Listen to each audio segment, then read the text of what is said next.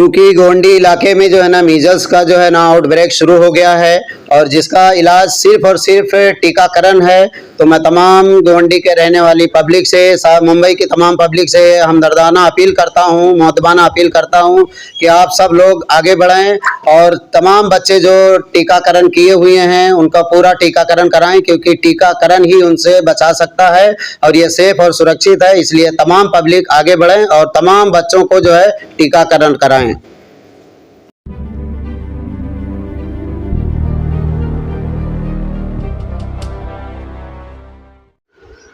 Amy Stuart के MOH और परदेसी सर को आपने जो लेटर दिए हैं, किस बारे में लेटर दिए? जी, वो लेटर हम एसोसिएशन की तरफ से जो है मीजल्स डिजीज़ जो है, आज कल जो मानसून सीज़न स्टार्ट हुआ है इसमें कभी बारिश रुक जाती है, कभी बहुत तेज़ होती है और गर्मी का मौसम है, उमस है हो रही है, जिसकी वजह से इसमें वायरस जो है ना, जो मीजल्स वायरस है उसको पलने फूलने का मौका मिला और वो जो है हमारे तमाम डॉक्टर्स की निगरानी में भी आ गए। चूँकि हमारी एसोसिएशन बहुत बड़ी है और हम एक दूसरे से अटैच हैं, तो एक भी केसेस आता है तो सब लोग अपडेट जो है ना हमारे व्हाट्सएप ग्रुप में कर देते हैं।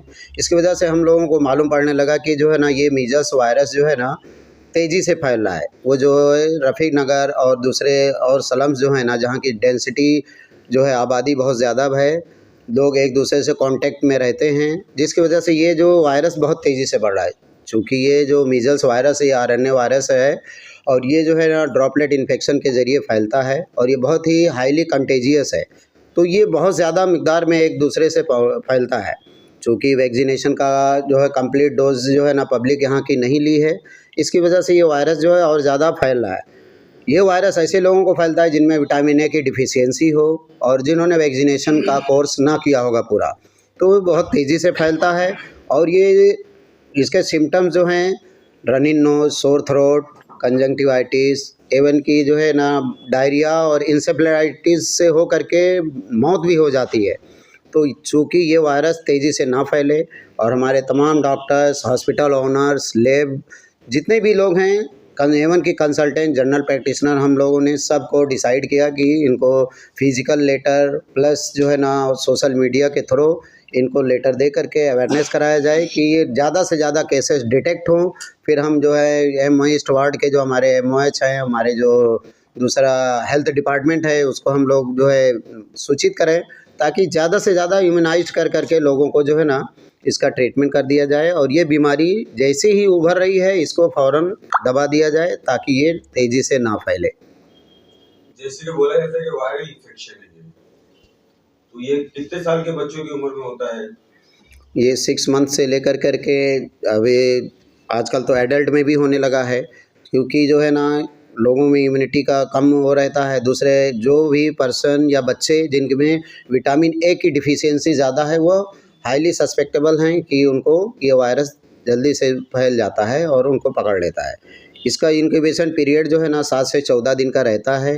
पहले बुखार आएगा, फिर रनिंग नोज़ होगी, सोर थ्रोट होगा और फिर रेशेस तेज़ी से फैलने लगते हैं।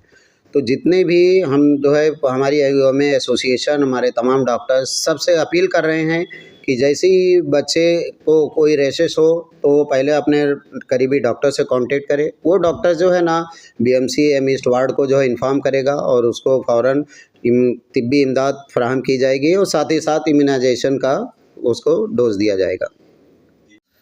चूँकि मानसून सीज़न आ गया है, बीमारियां बढ़ रही हैं, साथ ही साथ वायरल बीमारियां भी बहुत ज़्यादा हो रही हैं, जिसमें जो है ना मीजल्स बीमारी जो है ना आज हमारे गोंडी एमईस्ट वार्ड में बहुत ज़्यादा फैल रही है।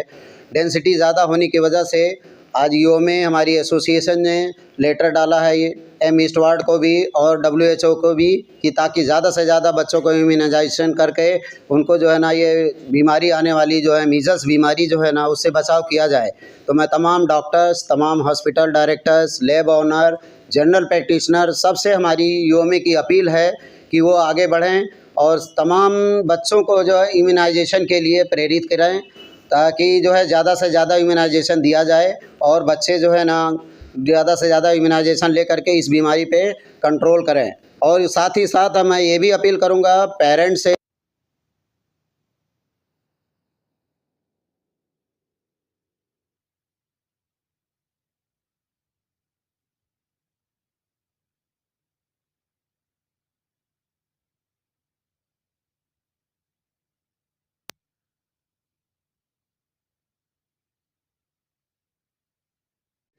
जैसे कि आपकी संस्था ने एमओएच को लेटर दिया है ये रेस्ट बीमारी के बारे में, तो इसके बारे में कुछ बताएंगे आप?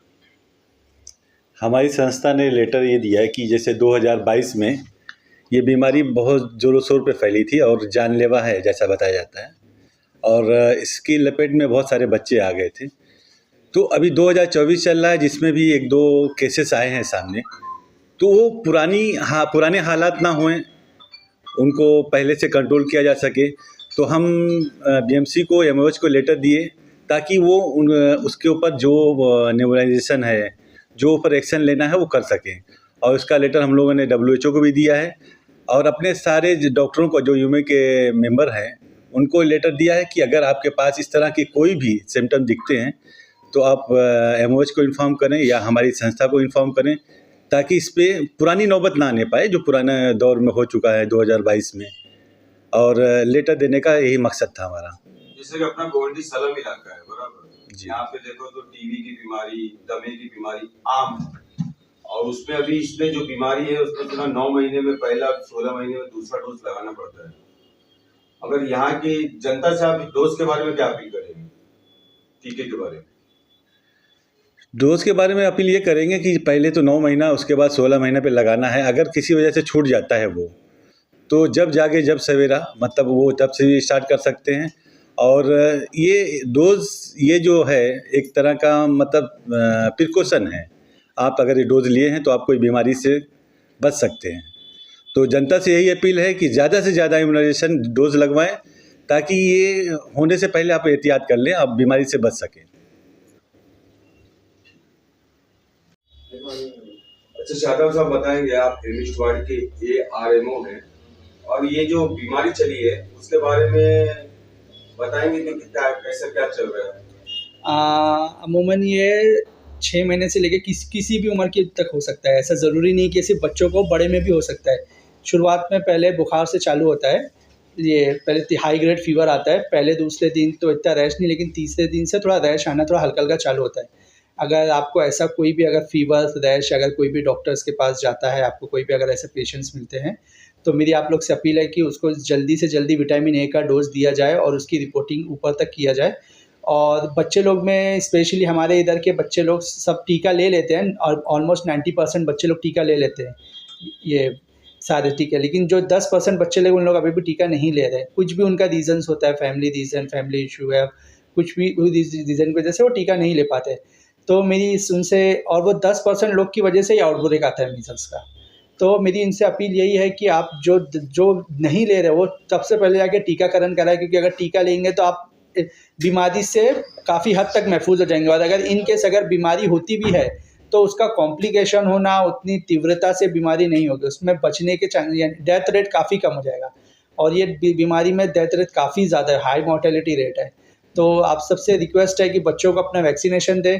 जिसको भी बुखार आ रहा है, बदन में चट्टे हैं, लाल चट्टे आ रहे हैं, सर्दी खांसी बुखार आ रहा है, जल्दी से जल्दी अपने नज़दीकी डॉक्टर से संपर्क करें।